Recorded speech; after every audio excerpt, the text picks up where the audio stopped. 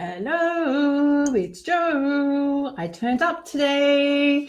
This is private practice for, what's today? It's Thursday, the 5th of July, 2018. Now, I know some of you in the Northern Hemisphere will be enjoying your 4th of July fireworks. So if that's you, have a great celebration and enjoy all things fireworks, crazy dogs, and alcohol-infused silliness. For those of us in Australia, it's just been another week. What I really wanted to do today, though, is share with you my event yesterday, and so much. I've spent a bit of time reflecting on it and was quite overwhelmed yesterday with the response, and I've had some key insights to myself, which I think would be really useful to talk about. So if the last couple of years I've run an event as a way of bringing people in my industry together. It serves its purpose in terms of brand awareness and recognition of the work that we do. I don't want to go out and run marketing events. I don't want to go out and just do more of the same. We're a small, very agile private practice here in Australia. We have incredible influence and we impact lives significantly, but we're not a big behemoth with lots of capital behind us. And I know a lot of you watching this will be the same. So I wanted to be able to make marketing work for me and make marketing work for me in a way that was consistent with the values of my company and basically give people an experience of who we are. And one of the key things I talk about all the time is being generous. And there's just not enough generosity in knowledge or in connection. We live in a world where it's always a transaction. I will do this, therefore you will do that. I will do this, therefore you will do that. Like I give you a business card, therefore you will give me clients. I will turn up to a networking event, therefore you will give me business.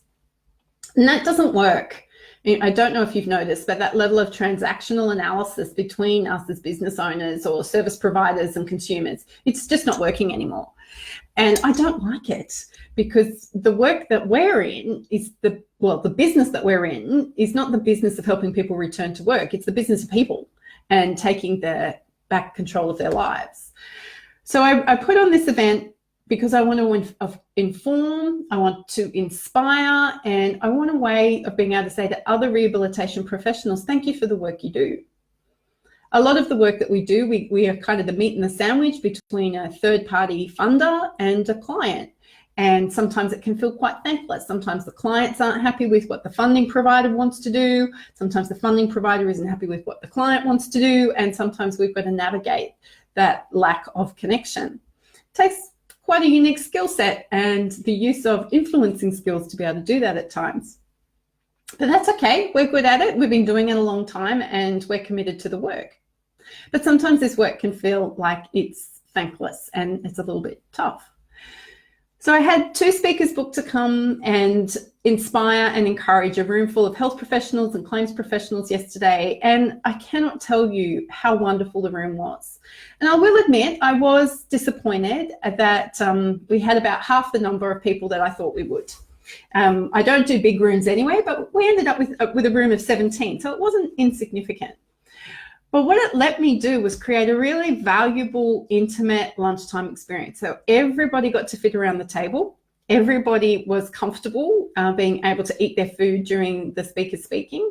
They had a place to rest their arms, tap their pens, take photos, all the stuff that makes you feel a little bit more comfortable when you're in a room. So I felt like everybody kind of fit, if that makes sense. And then the speakers were great. They were encouraging, they were inspiring, and the people who left the room yesterday were so uplifted. The smiles on people's faces were so big. And I know that they've left not just having a great experience for that couple of hours, but they've taken away something that's impacted them that they can use deliberately and intentionally today. So I felt like a really positive experience. I personally just facilitated the day, so it wasn't me speaking, and I was able to bring these people together. And I don't think I've really stopped to reflect upon the connections I have in my world and the way I'm able to connect people to each other and the synergies that are created, the business opportunities that are created, the information that's able to be exchanged, because I don't know it all, and I don't know what everybody needs all of the time. So watching some of the dynamics go down in this room yesterday, where there have been speaking opportunities requested. Hey, Scylla, lovely to see you. Thank you for joining in again. Speaking opportunities have been created. I've been asked to present at a conference in October. I've been asked to go and speak to a social enterprise for people who've experienced workplace injury. I've never had that happen before. I've got more people to connect with that I've not had the opportunity for. And the other reflection that I came away with is I've been playing small.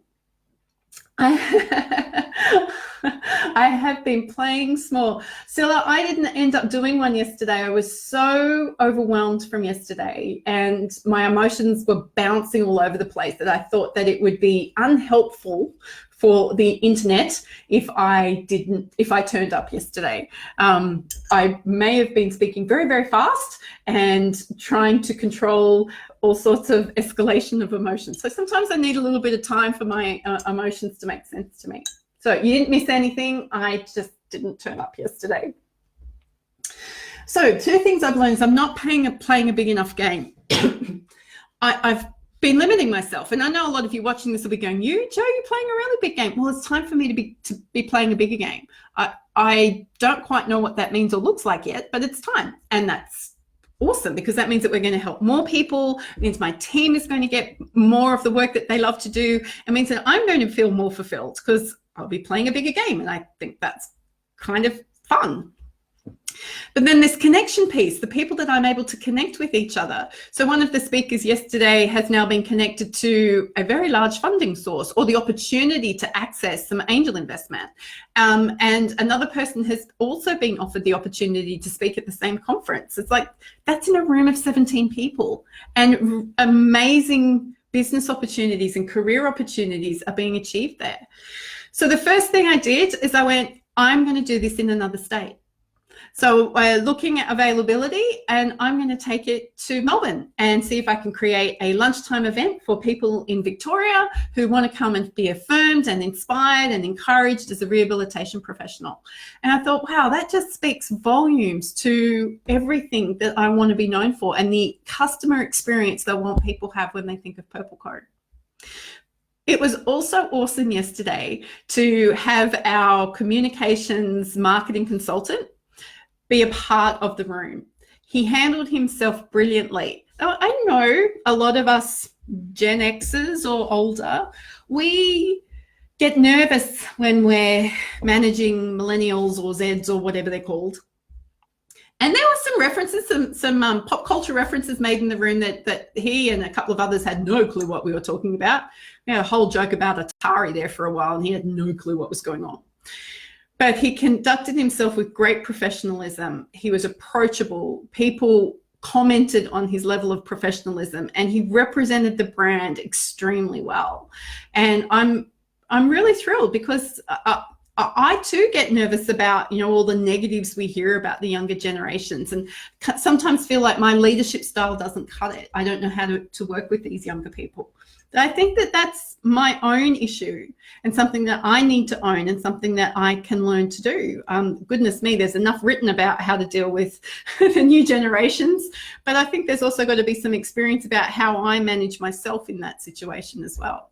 I know a lot of you watching this will be employing or wanting to recruit and employ. And I think we need to get smart about how we're going to work with the new generations coming through, because they're the ones that are going to take forth our ideas and take forth all the things that we've done beforehand and make it better. And we don't need to be worried about that. We don't need to be scared of that. We don't need to be competitive about that. We need them to make it better, because quite frankly, if we keep using our old thinking, then nothing's going to change. And that's really, really disappointing. So I've been back in my office today, as you can tell from my surroundings, and I will admit I've been a bit of a flibbity-gibbet today. Yes, it's a real thing. You don't want to be one. I found it hard to focus, found it hard to concentrate. My emails have gone, like, there's just so many. It's just crazy. And I finished a coaching session with somebody at 4 o'clock and sat and looked at my notebook where I write all my to-dos down, my email, which has become another to-do, and went, I just don't know where to start. Which is not unexpected when you're coming off a big event like yesterday, where there's lots of emotional reaction and lots of revelation. So what would have been smarter for me today was to have booked out my morning purely for a period of reflection and of thinking. I don't do that anywhere near enough. So if there's another thing that I've learned from yesterday is that I need more thinking time in my week and strategic periods of time for thinking or reflection or just giving myself time to decompress. I am going to yoga tomorrow morning, so maybe that'll happen then. It'll just be delayed a little bit, but I know it would have been much more useful use of my energy if I'd taken some time out today. So there you go. The realities of running a private practice, of looking at growth, of realizing that you're playing a smaller game and it's time for you to level up or step up or next level or whatever the language is that we use, and the power of connections and understanding who we can connect and how we can make those connections occur. Been quite an impressive couple of days.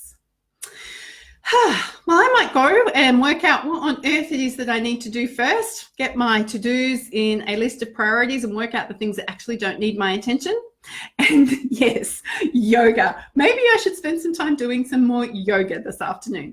So this is Private Practice. It's been fun connecting with you all again today. Thank you for those who have turned up on today's call and participated. And I look forward to talking to you tomorrow when it will be Celebration Friday. Let's talk about all the goodness that's been going on this week. See you tomorrow.